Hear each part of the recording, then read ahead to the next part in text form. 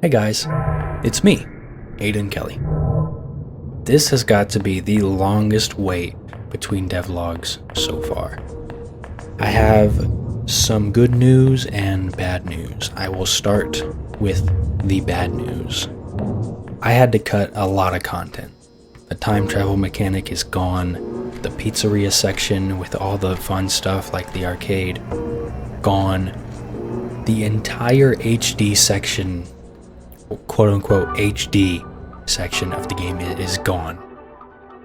I'm saying it like I did it on a whim, but this was a very, very hard decision.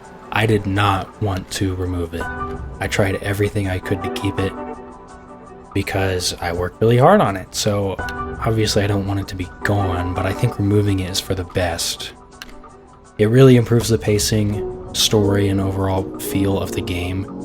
It didn't really enhance the game mechanically. I tried making it, enhance the game, but nothing I did really felt like it meshed well with what I wanted the game to be.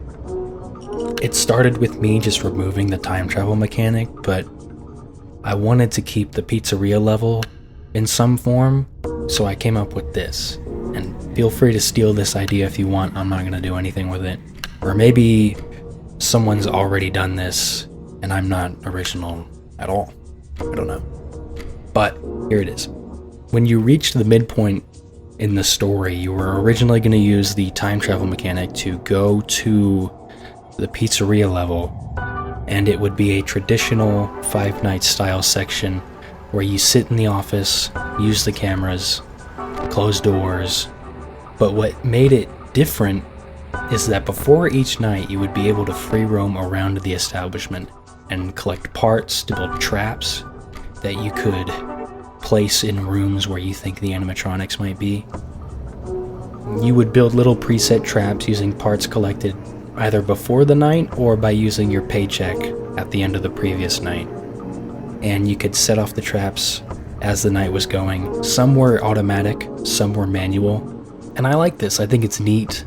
There's a lot of potential for different gameplay styles and options, but I never got around to finishing it because I felt it's just not what I wanted for this game. I worked on my other game for several months, and then I came back here and I had this big moment of clarity, and I was like, wait a minute. It's my game. I can do whatever I want. And so I did. I took it out, and because of that, I had to rewrite the entire game script and gameplay sections to accommodate this gigantic loss. All of the low poly PlayStation-like sections of the game that you see have been there since the beginning. But the way in which they were implemented is what changed over time. At first, they were meant to be like the mini games from FNAF 2, and I thought that was really cool. Then I made it so it's actually a secret section of the game with a deeper story that you could access by stopping all the clocks in the pizzeria level. But I was working so hard on it, and there was so much stuff in it that I thought was genuinely cool and interesting, that I got worried about players just straight up missing it. So I made it a main part of the game, and I reused the clock thing for the time travel mechanic. The time travel thing wasn't really all that interesting mechanically. There wasn't that much that you could do time traveling that you couldn't already do without time traveling. So I tried adding elements of survival in it. I didn't really fuck with it. And then of course over time I got to the point where I cut all of it. If you want to know more about that, rewind like 2 minutes. I don't know how long it's been. So this is what remains. As I said earlier, it's a shame I had to cut all of that. Having the two styles kind of made the game's visuals a little more unique, but now that it's just this, I'm really worried that people will kind of just gloss over it or write it off as just another PlayStation horror game. I would probably do that. Do you have any idea how many fucking PS1 horror games there are? It's so saturated. Final Hours 1983 is not a horror game, and it's not a survival game either. I know people might look at it and think that it is one of those two things because it looks similar to games like Resident Evil or Silent Hill, both of which have enemies that you can shoot and a health system and the ability to die and lose and stuff like that. So with some of the game being cut months ago at this point, here's where things stand. This is a puzzle adventure game. You progress by freeing 5 spirits. Currently, and I'd like to keep this, you can tackle each spirit in any order that you like. Each character has their own area with certain things that you have to do in order to set them free, and the order in which you enter these levels is linear, but I want to make it so you can actually skip through all of them and go straight to the end if you want.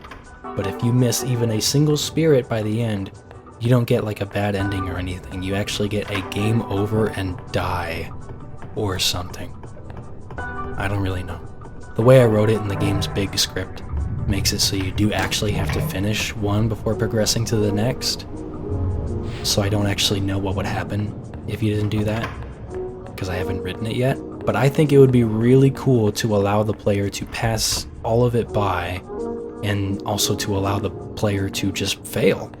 I think this can be done, and I think it can be done well so long as I communicate to the player that they should free all the spirits before the end.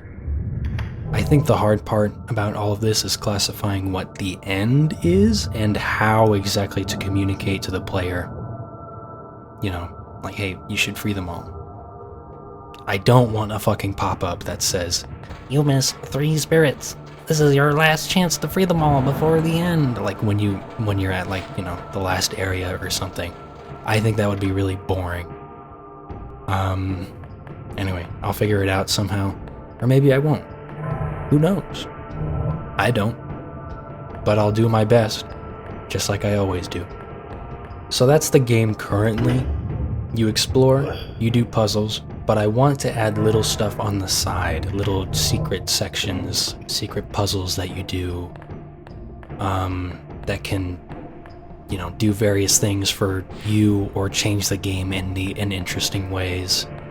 A long time ago, I mentioned that there would be skins in the game. That's a potential reward for completing some of these secret sections, but that's a really small change that doesn't really affect the game in any way other than making your guy look funny. I wrote in the game's description that there would be one secret creature that will follow you forever and will delete your save file upon catching you. That's not a joke. I'm really going to do that. It's not in the game right now, but rest assured it will be, and if it's not, leave a negative review. I'm not kidding. If the game comes out and the creature's not in the game, please leave a negative review. I don't know what kind of secrets I'll add, because I am currently just working on the main puzzles and stuff.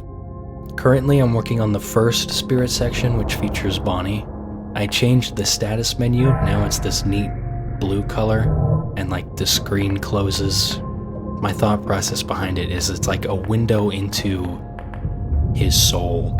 So it's very blue. It's very sad because he's gone through all of this loss and pain. You can move around in the menu too, unlike last time. You can also see your stats on the top right. It tells you how many secrets you found, how many spirits you freed, how many items you got, and stuff like that. Those question marks are there because I don't know how many of these things there are yet. In fact, all these stats are fake at the moment. They're all just blank text. There's no code that changes the numbers right now. But, you know, you can see how close you are to completing the game by checking out your stats. After freeing a spirit, their ghost will leave the machine and they will follow you around because they feel safe with Henry. This is the only one I've made so far. It's the spirit for when you finish the Bonnie spirit section. She has a little hop in her walk when she follows you around. I debated if I wanted to give them all a unique, design, or just make them all similar to the spirit from the original games with the tears and they all look identical. with no differing features. I decided I do want to make them all unique visually, and they'll all have their own unique animations that match their personalities. By the time you reach the end of the game, you will have 5 of these fucking things following you around.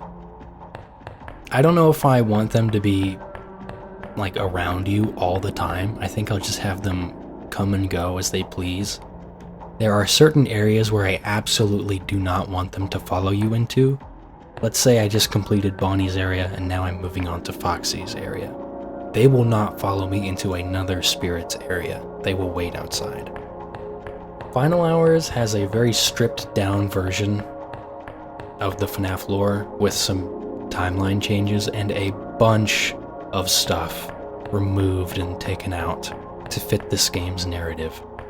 It's very self-contained, like the murders and deaths happen, and then by the end of the game, Purple Man dies. Like, he really dies. There's no, I always come back. That does not exist in Final Hours.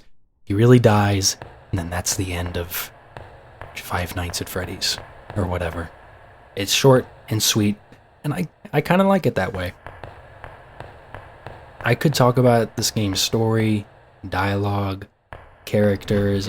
I could talk about it forever, and I probably will once I make my big game development overview video when the game's finished. But for now, I'm just going to keep things simple. I won't get into it too much because I want people to play the game first for themselves, come to their own conclusions, find their own, all the secret stuff, and, have their own visions about everything before I even really say anything. I'm very passionate about this game. I want you all to know that. I don't know if I've ever said it before, but I absolutely love making this video game. I would not work on something for 5 years if I had no vision for it or no idea what I even wanted out of this experience. I really enjoy putting my time into the game, and I really hope you all have a fun time with it. I know some people may not like the puzzle adventure, point and click like gameplay, and are looking for something a little more involved, but I want you to know that I'm really doing my best, and I'm doing what I personally enjoy with the game, and I just wanted you all to know that. Well, see you in 6 to 8 months.